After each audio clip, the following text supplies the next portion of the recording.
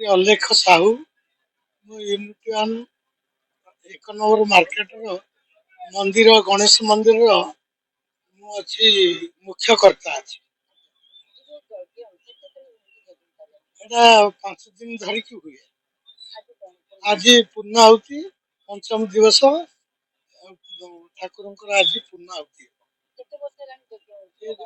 ଏ ଦୀର୍ଘ 30 ବର୍ଷ ଧରିକି ଯଜ୍ଞ ହଉଛି। ଠାକୁରଙ୍କର ଯୋଉ ଜନ୍ମ ଉତ୍ସବ ବାର୍ଷିକ ଉତ୍ସବରେ ଏଟାକୁ ଆମେ ପାଳନ କରାଯାଏ। ଯଜ୍ଞ କରିବାର ମହତ୍ଵ ତ ଆଜ୍ଞା ସାରା ବିଶ୍ୱ ଯଦି ଯଜ୍ଞ ହୁଏ ତାହେଲେ ସମସ୍ତଙ୍କର ମଙ୍ଗଳ ହବ, ସମସ୍ତ ପରିବାର ମଧ୍ୟ ମଙ୍ଗଳରେ ରହିବେ, ବହୁତ କିଛି ପୁଣ୍ୟ ଏଥିରେ ମିଳେ। ତେଣୁ ଆଗରୁ ବି ବିଶ୍ୱାସ ଅଛି ନାମ ଆଉ ଯଜ୍ଞ ଏଇ ଦୁଇଟା କଲେ ବହୁତ ମାନବ ପାଇଁ ଉପକାରରେ ଆସେ।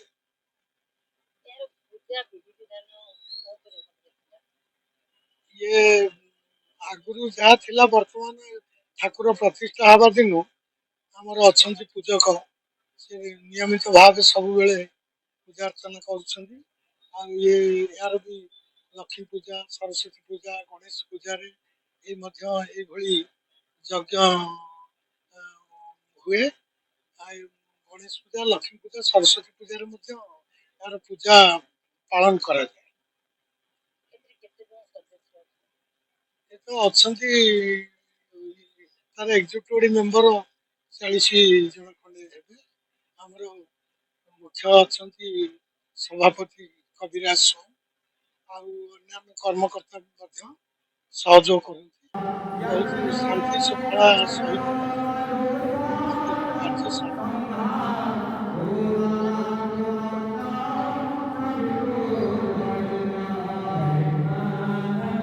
ସେଇଟା ତ ଆଜ୍ଞା ପୂଜାର ଯୋଉ କାର୍ଯ୍ୟ ଏ ତ ଆସ୍ତେ ଆସ୍ତେ ବେଳକୁ ବେଳ ବଢି ବଢି ଯାଉଛି ମଧ୍ୟ। ଆଗକୁ ପୁଣି କଣ ରହିବ ସେଟା ସଭାପତି ବି ଏଠାରେ କହିପାରିବେ। ମୋ ନାଁ ଚିତ୍ତରଞ୍ଜନ ମହାନ୍ତି। ଆଉ ଏଇଟା ବର୍ଷେକ ଧରି ଯଜ୍ଞ ଚାଲୁଛି। ବିଶେଷ କରି ଠାକୁରଙ୍କର ମହାତ୍ମା ଏ ଅଧମହିଷାରେ ମୁଁ ଯେତିକି ଜାଣିଛି ବହୁତ ଅପାର।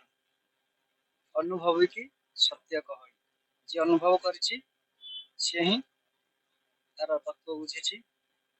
ଆଉ ବାକି ତକ ହେଲା କଣ, ନିଜେ ଯେତିକି ସମର୍ପିତ ହେବେ ତାଙ୍କର ଶକ୍ତିକୁ ଧାରଣ କରିପାରିବେ। ଏହା ହିଁ ମା ସରସ୍ୱତୀଙ୍କର ଆଶୀର୍ବାଦ, ମା ଲକ୍ଷ୍ମୀଙ୍କର ଆଶୀର୍ବାଦ ଏବଂ ଗଣେଶଙ୍କର ଆଶୀର୍ବାଦ। ସରସ୍ୱତୀଙ୍କର ବୀଜ ମନ୍ତ୍ର ହେଲା ଓମ୍ ଐଂ ମହା ନୀଳ ସରସ୍ୱତୀ ଦେବେ ନମଃ। ଗଣେଶଙ୍କର ମହାମନ୍ତ୍ର ବୀଜ ମନ୍ତ୍ର ହେଲା ଓମ୍ ଗଂ ଗଣାଧିପତୟେ ନମଃ ଏବଂ ମା ଲକ୍ଷ୍ମୀଙ୍କର ବୀଜ ମନ୍ତ୍ର ହେଲା ଓମ୍ ଶ୍ରୀଂ ମହାଲକ୍ଷ୍ମୀ ଦେବେ ନମଃ। ଏହି ମନ୍ତ୍ରକୁ ଯିଏ ଭକ୍ତିପୂତ ଭାବରେ ସମର୍ପିତ ହୋଇ ଆରାଧନା କରିବ, ଚିନ୍ତନ କରିବ ଏବଂ ମନ୍ତ୍ରକୁ ଜପ କରିବ, ନିଶ୍ଚିନ୍ତ ଯାହା ବି ଆପଣ ମନସ୍କାମନା କରିଥିବେ, ମାନସିକ ରଖିଥିବେ, ନିଶ୍ଚିନ୍ତ ଫଳପ୍ରଦ ହବ। ଏଇଟା ମୁଁ ଅନୁଭବୀ। ତେଣୁକରି ହଁ, ମାନେ ମାଙ୍କର ଅପାର କୃପା ଏଠି ମା ଲକ୍ଷ୍ମୀ, ମା ସରସ୍ୱତୀ ଏବଂ ଗଣେଶଙ୍କର ଜୀବନ୍ତ କହିଲେ ଅତ୍ୟୁକ୍ତି ହବ ନାହିଁ। କାରଣ ମୁଁ ହିଁ ଜାଣିଛି, ଅନୁଭବ କରିଛି, ଯେତେବେଳେ ବି ମୁଁ ଆଜି ପର୍ଯ୍ୟନ୍ତ ଯେତେବେଳେ ମୁଁ ଡାକି ଦେଇଛି ମନ ଭିତରେ ଯାହା ବି ଚିନ୍ତନ କରିଛି ତାହା ଫୁଲ ଭଳିଆ ହେଇଯାଇଛି। ଆଉ ସେଥିପାଇଁ ମୁଁ କେବେ ବି ଏଇ ଜନ୍ମରେ ଯେତେ ଦିନ ବି ବ୍ୟବସାୟ କରୁଛି ଏବଂ ସେଇ ପ୍ରଭୁଙ୍କର ସେବାରେ ଜୀବନ ଚାଲିଛି, ସଙ୍ଗୀତ କାର୍ଯ୍ୟକ୍ରମ ମଧ୍ୟ ଚାଲିଛି। ଆଉ ସେବା ଜଗନ୍ନାଥଙ୍କର ନାମ ପ୍ରଚାର କରିବା, ଜଗନ୍ନାଥଙ୍କର ନାମ ବିସ୍ତାର କରିବା, ଯେତିକି ପ୍ରଭୁ ଦେଇଛନ୍ତି ଆଶୀର୍ବାଦ ସେତିକି ଚେଷ୍ଟା ଜାରି ରଖିଛି ଏବଂ ବଞ୍ଚିଥିଲା ପର୍ଯ୍ୟନ୍ତ ଜଗନ୍ନାଥଙ୍କର ନାମ ପ୍ରଚାର କରିବି ଏବଂ ଗାଉଥିବି। ତାଙ୍କର କୃପା ଯଦି ଟିକେ ଆପଣ ମାନଙ୍କର ଆଶୀର୍ବାଦ ରହିଲେ, ଜନତା ଜନାର୍ଦ୍ଦନ ସକଳ ଘଟେ ନାରାୟଣ, ଆପଣ ମାନଙ୍କର ଆଶୀର୍ବାଦ ରହିଲେ, ପ୍ରଭୁଙ୍କ କୃପା ରହିଲେ ମୁଁ ବଞ୍ଚିଥିଲା ପର୍ଯ୍ୟନ୍ତ ପ୍ରଭୁଙ୍କର ନାମ ହିଁ ଗାଉଥିବି, ଏଇ ସେବାରେ ମଧ୍ୟ ଯୋଗ ଦେଉଥିବି। ପ୍ରଣାମ, ଜୟ ଜଗନ୍ନାଥ।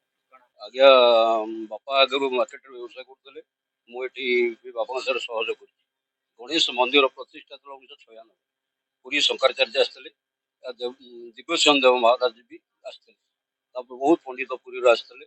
ସେ କହିକି ଯାଇଥିଲେ ଯଦି ଠାକୁରଙ୍କର ଅନ୍ନ ପ୍ରତିଷ୍ଠା କରିବ ତାହେଲେ ପ୍ରତିବର୍ଷ ଯଜ୍ଞ କରିବାକୁ ପଡ଼ିବ। ତେଣୁ ଏହିପରି ଭାବରେ ଦୀର୍ଘ 40 ବର୍ଷ ହେଲା ଯଜ୍ଞ ଆରମ୍ଭ ହଉଛି, ଯଜ୍ଞ ଚାଲିଛି। ରମ୍ଭା ତୃତୀୟା, ରମ୍ଭା ତୃତୀୟା ମୁଖ୍ୟ ହଉଛି ରମ୍ଭା ତୃତୀୟାରେ ଯଜ୍ଞ ଆରମ୍ଭ ହଉଛି। ଭକ୍ତ ପ୍ରାୟ କଳସ 11 ଜଣ ବୁଲଉଛନ୍ତି। ଆଉ ଅନ୍ନପ୍ରସାଦ ବି ପୂର୍ଣ୍ଣାହୁତି ଦିନ 5-6 ହଜାର ଲୋକଙ୍କୁ ଦିଆଯାଏ। ତାପରେ ଏଠି ଯଜ୍ଞ ହବାଠାରୁ ଦେଖୁଛି ମୋ ଅନୁଭୂତିରୁ ମାର୍କେଟର ଉନ୍ନତି କରିଚାଲିଛି। ଭେଦଭାବ ଟିକେ ରହିବ, ଅବଶ୍ୟ ଭାଇ ଭାଇରେ ରହିଛି, ଭେଦଭାବ ରହିବ, କିନ୍ତୁ ମାର୍କେଟର ଡେଭଲପମେଣ୍ଟ ଚାଲିଛି। ମାର୍କେଟରୁ ବିଭିନ୍ନ ପ୍ରକାର ଫଳ ପ୍ରକୃତିର ବ୍ୟକ୍ତି ଚାହୁଁଛନ୍ତି ବିଘ୍ନ କରିବାକୁ। ଆମର ଯେ ବିନାୟକ, ସିଦ୍ଧ ବିନାୟକ, ମହାଗଣେଶ, ସେ କିଛି ରଖୁନାହାନ୍ତି, ସଳଖି କାମ କରୁଛନ୍ତି ସମ୍ପୂର୍ଣ୍ଣ ଭାବରେ। ଏଥିରେ ମୁଖ୍ୟ ଗଣେଶ ଆମର ଠାକୁର ସହଯୋଗ କରୁଛନ୍ତି। ଯିଏ ବି କର୍ମକର୍ତ୍ତା ରହୁଛନ୍ତି, ସିଏ ଯଦି ସୁଚାରୁ ରୂପେ କାମ କରୁଛନ୍ତି, ଗଣେଶ ମହାପ୍ରଭୁ ତାଙ୍କୁ ସମ୍ପୂର୍ଣ୍ଣ ରୂପେ ସାହାଯ୍ୟ କରୁଛନ୍ତି। ପ୍ରଧାନ ଉଦ୍ଦେଶ୍ୟ ଶାନ୍ତି ଶୃଙ୍ଖଳା, ଆଉ ବ୍ୟବସାୟୀଙ୍କର ଉନ୍ନତି, ଆଉ ଭାଇଚାରା ସୃଷ୍ଟି। ଆଉ ରାଜଧାନୀରେ ମେନ୍ ହଉଛି 1 ନମ୍ବର ହଉଛି ଓଡ଼ିଶାର ହୃତ୍ପିଣ୍ଡ। ଏ ହାଟ ସମସ୍ତ ପ୍ରଶାସନିକ କଳ, ଗଣମାଧ୍ୟମ ସମସ୍ତେ ମାର୍କେଟରେ ପ୍ଲିଜ୍। ତେଣୁକରି ଯଜ୍ଞଙ୍କ ଦ୍ୱାରା ସମସ୍ତଙ୍କର ଶୋଭାଗମନ ରହୁଛି। ଏହା ହେଉଛି ଯଜ୍ଞର ଉଦ୍ଦେଶ୍ୟ। ଆଜ୍ଞା ବାପା ଆଗରୁ ମାର୍କେଟରେ ବ୍ୟବସାୟ କରୁଥିଲେ। ମୁଁ ଏଠି ବାପାଙ୍କ ସହିତ ସହଯୋଗ କରିଛି। ଗଣେଶ ମନ୍ଦିର ପ୍ରତିଷ୍ଠା ଥିଲା 1996। ପୁରୀ ଶଙ୍କରାଚାର୍ଯ୍ୟ ଆସିଥିଲେ, ଦିବ୍ୟସିଂହ ଦେବ ମହାରାଜ ବି ଆସିଥିଲେ, ତାପରେ ବହୁତ ପଣ୍ଡିତ ପୁରୀରୁ ଆସିଥିଲେ। ସେ କହିକି ଯାଇଥିଲେ ଯଦି ଠାକୁରଙ୍କର ଅନ୍ନ ପ୍ରତିଷ୍ଠା କରିବ ତାହେଲେ ପ୍ରତିବର୍ଷ ଯଜ୍ଞ କରିବାକୁ ପଡ଼ିବ। ତେଣୁ ଏହିପରି ଭାବରେ ଦୀର୍ଘ 40 ବର୍ଷ ହେଲା ଯଜ୍ଞ ଆରମ୍ଭ ହଉଛି, ଯଜ୍ଞ ଚାଲିଛି। ରମ୍ଭା ତୃତୀୟା, ରମ୍ଭା ତୃତୀୟା ମୁଖ୍ୟ ହଉଛି ରମ୍ଭା ତୃତୀୟାରେ ଯଜ୍ଞ ଆରମ୍ଭ ହଉଛି। ଭକ୍ତ ପ୍ରାୟ କଳସ 11 ଜଣ ବୁଲଉଛନ୍ତି। ଆଉ ଅନ୍ନପ୍ରସାଦ ବି ପୂର୍ଣ୍ଣାହୁତି ଦିନ 5-6 ହଜାର ଲୋକଙ୍କୁ ଦିଆଯାଏ। ତାପରେ ଏଠି ଯଜ୍ଞ ହବାଠାରୁ ଦେଖୁଛି ମୋ ଅନୁଭୂତିରୁ ମାର୍କେଟର ଉନ୍ନତି କରିଚାଲିଛି। ଭେଦଭାବ ଟିକେ ରହିବ, ଅବଶ୍ୟ ଭାଇ ଭାଇରେ ରହିଛି, ଭେଦଭାବ ରହିବ, କିନ୍ତୁ ମାର୍କେଟର ଡେଭଲପମେଣ୍ଟ ଚାଲିଛି। ମାର୍କେଟରୁ ବିଭିନ୍ନ ପ୍ରକାର ଫଳ ପ୍ରକୃତିର ବ୍ୟକ୍ତି ଚାହୁଁଛନ୍ତି ବିଘ୍ନ କରିବାକୁ। ଆମର ଯେ ବିନାୟକ, ସିଦ୍ଧ ବିନାୟକ, ମହାଗଣେଶ, ସେ କିଛି ରଖୁନାହାନ୍ତି, ସଳଖି କାମ କରୁଛନ୍ତି ସମ୍ପୂର୍ଣ୍ଣ ଭାବରେ। ଏଥିରେ ମୁଖ୍ୟ ଗଣେଶ ଆମର ଠାକୁର ସହଯୋଗ କରୁଛନ୍ତି। ଯିଏ ବି କର୍ମକର୍ତ୍ତା ରହୁଛନ୍ତି, ସିଏ ଯଦି ସୁଚାରୁ ରୂପେ କାମ କରୁଛନ୍ତି, ଗଣେଶ ମହାପ୍ରଭୁ ତାଙ୍କୁ ସମ୍ପୂର୍ଣ୍ଣ ରୂପେ ସାହାଯ୍ୟ କରୁଛନ୍ତି। ପ୍ରଧାନ ଉଦ୍ଦେଶ୍ୟ ଶାନ୍ତି ଶୃଙ୍ଖଳା, ଆଉ ବ୍ୟବସାୟୀଙ୍କର ଉନ୍ନତି, ଆଉ ଭାଇଚାରା ସୃଷ୍ଟି। ଆଉ ରାଜଧାନୀରେ ମେନ୍ ହଉଛି 1 ନମ୍ବର ହଉଛି ଓଡ଼ିଶାର ହୃତ୍ପିଣ୍ଡ। ଏ ହାଟ ସମସ୍ତ ପ୍ରଶାସନିକ କଳ, ଗଣମାଧ୍ୟମ ସମସ୍ତେ ମାର୍କେଟରେ ପ୍ଲିଜ୍। ତେଣୁକରି ଯଜ୍ଞଙ୍କ ଦ୍ୱାରା ସମସ୍ତଙ୍କର ଶୋଭାଗମନ ରହୁଛି। ଏହା ହେଉଛି ଯଜ୍ଞର ଉଦ୍ଦେଶ୍ୟ।